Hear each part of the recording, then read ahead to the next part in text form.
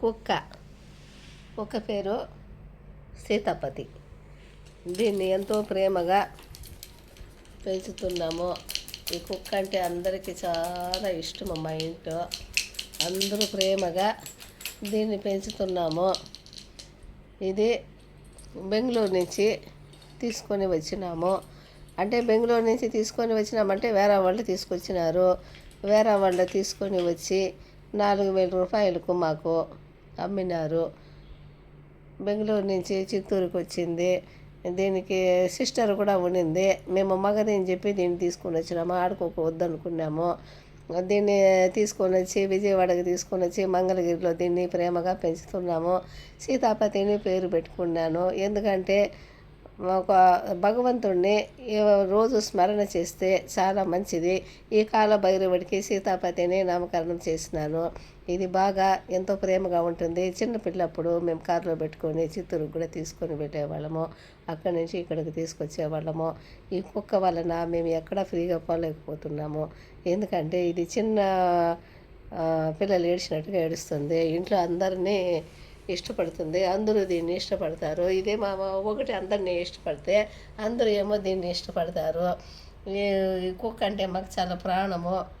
ఇది నాతో కూడా చూడండి ఇదేలాగా బెడ్రూమ్లో పడబెట్టుకున్నాను. బెడ్రూమ్లో పడబెట్టుకోవడమే కాకుండా దానికి కింద ఏదైనా క్లాతులు వేస్తే కూడా క్లాత్ మీద కూడా పడుకుంటుంది. ఇప్పుడైతే పడుకోదు. అది క్లాత్ పైన నిదానంగా పడుకుంటుంది.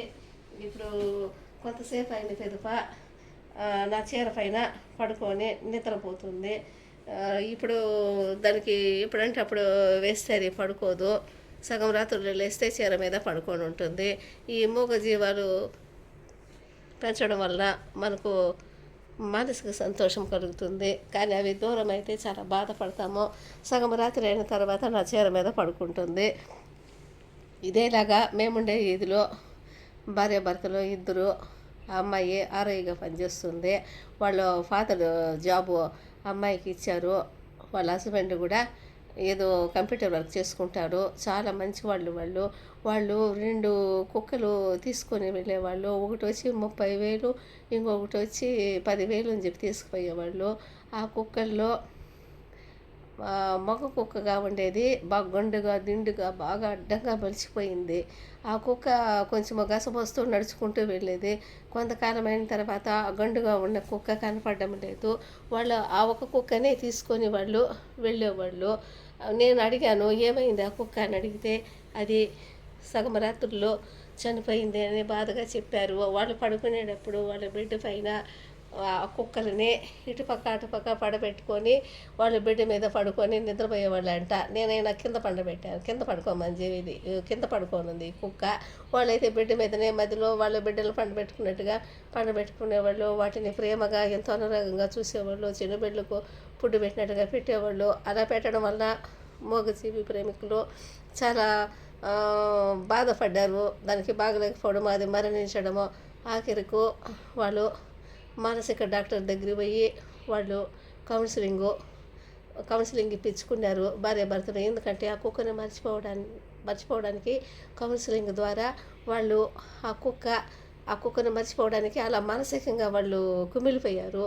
చూసారండి, మా ఎదురుగుండానే జరిగింది. వాళ్ళు ఎంత బాధపడ్డారు, ఎట్లా ఏడ్చారు. ఆఖరికి వాళ్ళు దానికి డబ్బులు ఇచ్చి శ్మశానంలో ఖననం చేపించి ఆ కుక్కకి చిన్న సమాధి కూడా వాళ్ళు కట్టించారంట. ఎంత గొప్ప వాళ్ళు ఉన్నారు చూడండి. కానీ ఈ మూగజీవాలను పెంచినామంటే ఇవి దూరం అయితే మాత్రం తట్టుకునే శక్తి ఉండాలి. మాకైతే ఇప్పుడు కూడా ఇది ఏమన్నా అయిపోతే ఎట్లా బాసామని ఇప్పటి నుంచి మాకు దిగులు అవుతుంది. కానీ దీనికి ఇంజక్షన్లు అన్నీ బాగా వేయించినాము. బాగా పాలు పెరుగు అన్నమే పెడతాము. మేము శాకాహారం కాబట్టి వాటికి మాంసం అది ఇది కూడా దీనికి పెట్టము. కానీ ఆరోగ్యంగా బాగుంది కుక్కల మీద ఎక్కువ ప్రేమ పెంచుకున్నా కూడా చాలా బాధ కలుగుతుంది. అటు సంతోషము ఉంటుంది.